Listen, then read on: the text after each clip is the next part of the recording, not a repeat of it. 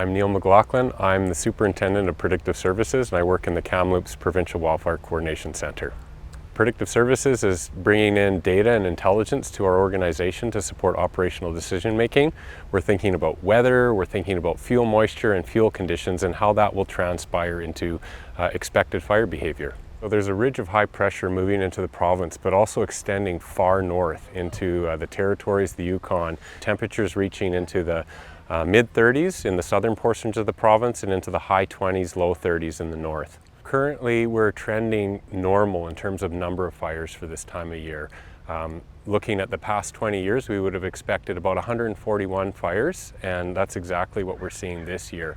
We are seeing a little bit anomalous area burn for this time of year.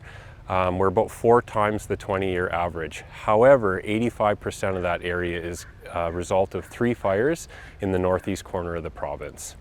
So for the remainder of the province, we're actually quite normal for area burn this time of year. So in the northeast corner of the province, we're in the boreal region, and it's characterized by coniferous fuel types that are actually quite volatile. There's also some deciduous fuel types, but at this time of year, they're not yet greened up. There's no leaves on the trees, and the vegetation on the surface of the forest is cured. The snow has just recently left, and so it's very easy for an ignition to start a fire, and with windy conditions, they'll spread quite quickly.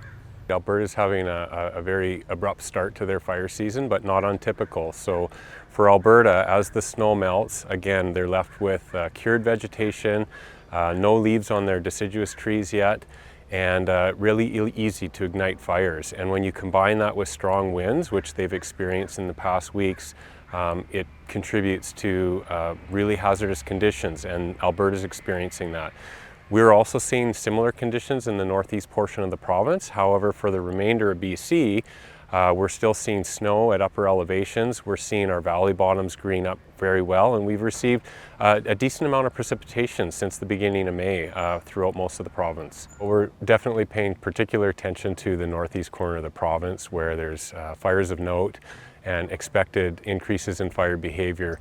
We are moving resources north, and we've also recalled some of our aircraft to help fight those fires. So in the spring, a lot of our upper elevations are still snow covered, and we're just starting to get into the convective season, which can result in lightning, but not common to see that resulting in fires this time of year. Most of our fires in the spring are caused by humans and human activity on the landscape. From an agency perspective, one of the prevention measures we can use is putting prohibitions in place to limit some of the activity and chances for human ignitions on the landscape.